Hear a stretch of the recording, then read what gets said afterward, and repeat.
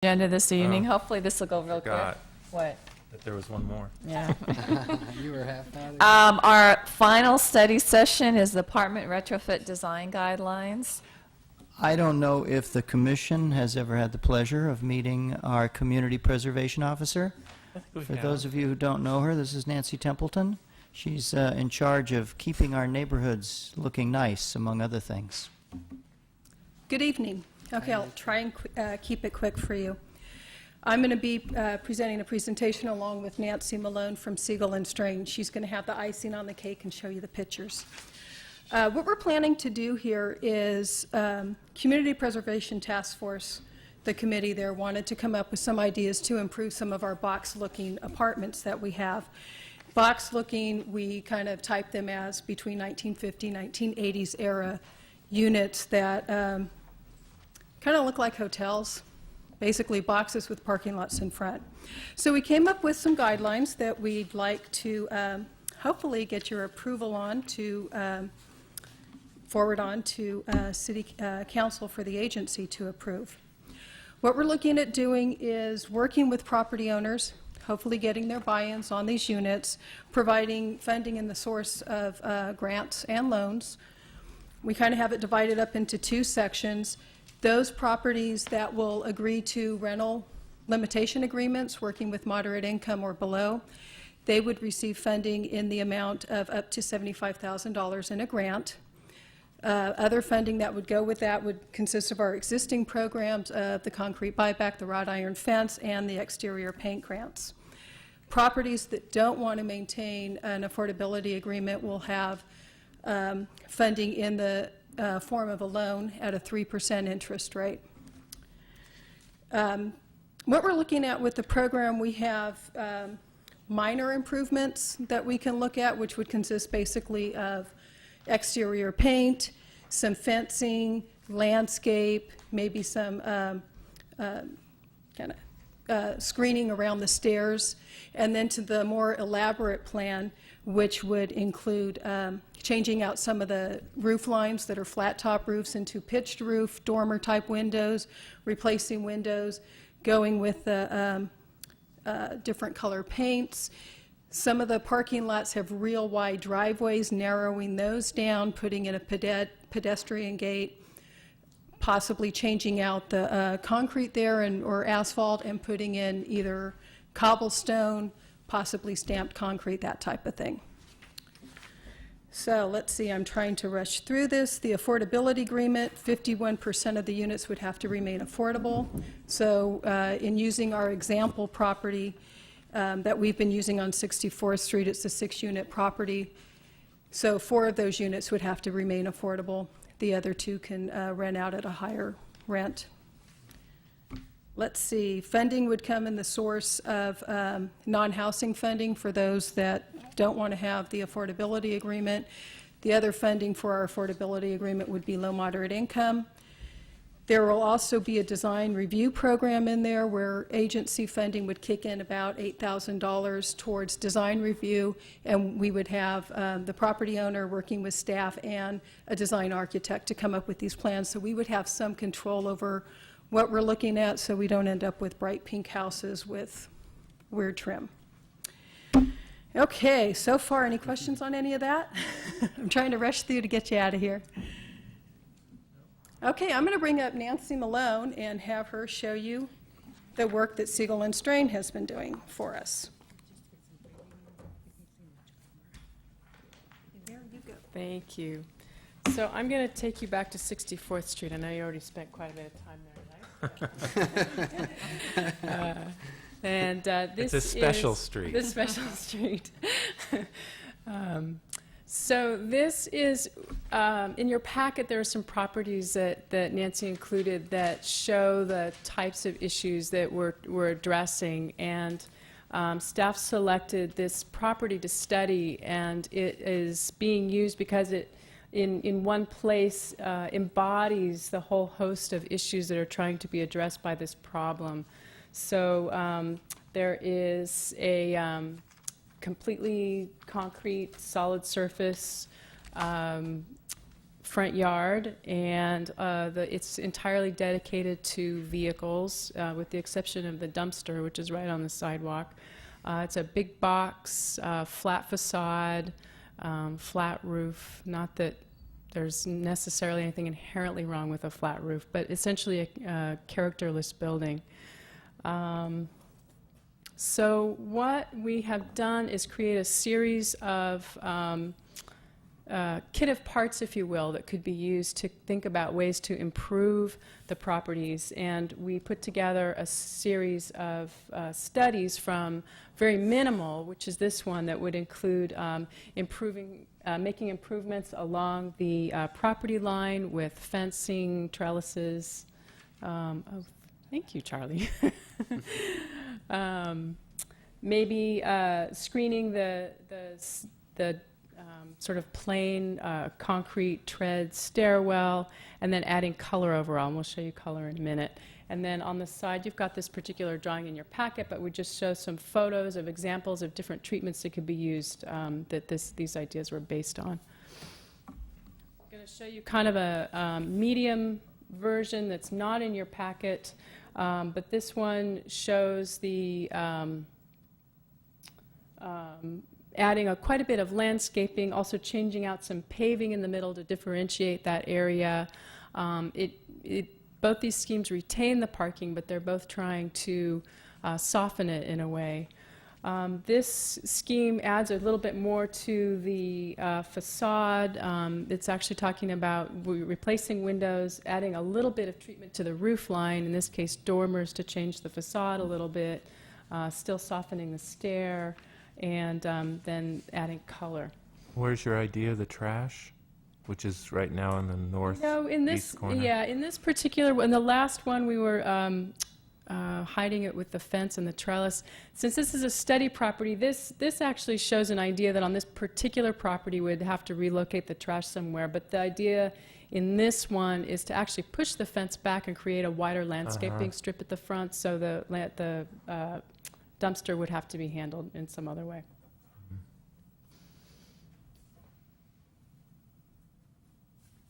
And then this next one is the one that you have in the packet. This is the scheme that provides the most change to the unit.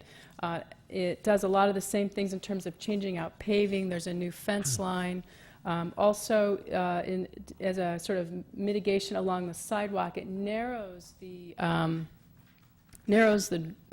driveway and provides a pedestrian entry. It's also suggesting that maybe on some of these properties, some of the paving could be taken and parking could be taken out entirely, maybe working with the planning department to trade out something on the street or something like that. This proposal actually proposes new siding on the building, so there are a whole other layer of things on this.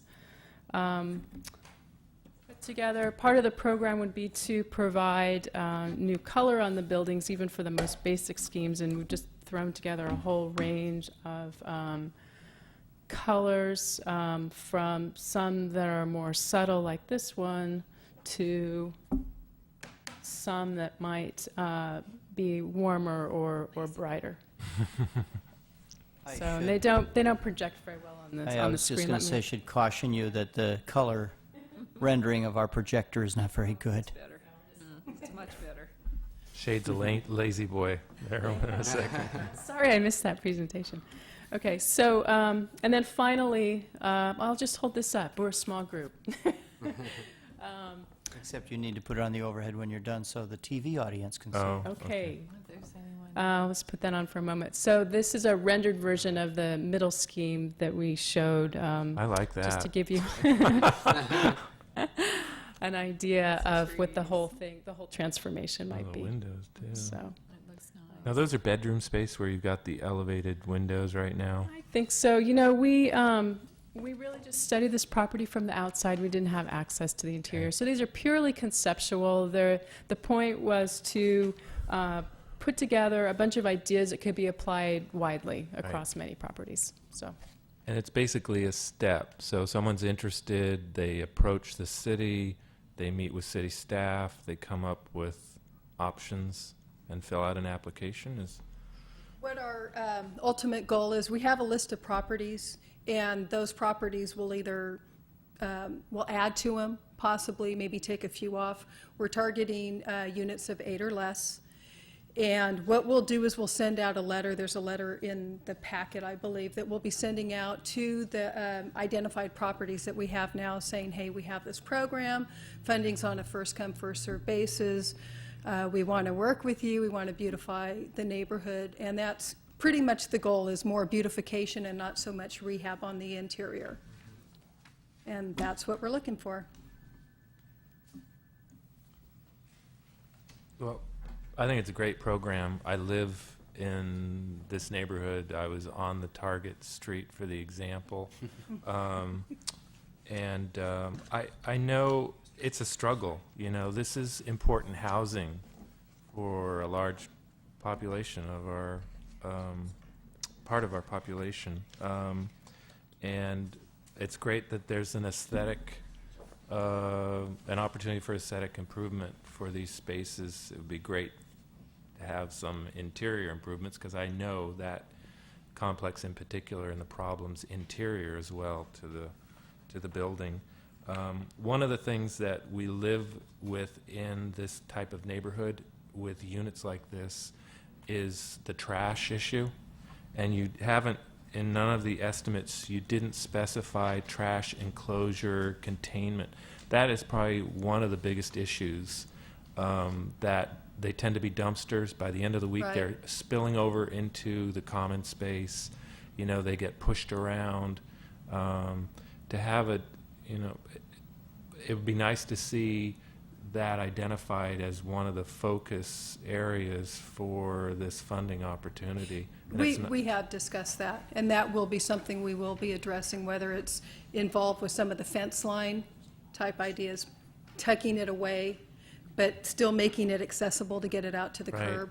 Right. So that's something we're going to have to work with. But that would definitely be looked at on the property when we do work with the Good. property owners and we do a design review. Yeah, and as you know, Nancy, these have to be durable, whether it's treated cinder block, that's stucco treated. These are enclosures that have to be really durable gonna- because they're severely abused Yes, during the life of their definitely. use. I would like to point out that there's another property, it's a 4-unit property on 64th Street at 1275 64th that's not on the list. I'll add it. And I'd like it to be on that list. There may be others. I wasn't sure whether you had a minimum number of units, but it's converted into a block. They tried to make some improvements. I don't think they had a permit. They're falling off this last year. Half of them have been stripped off since. What was the number again? 1275. 1275. And again, it's Some the- of them we've looked at that I did go when I went through MetroScan. Some of them were out of our range of the area we're trying to hit, but I'll definitely check that. I may have overlooked it. Yeah, everything in the front yard is cement. The dumpster is an ongoing problem. Be nice to, again, contain that.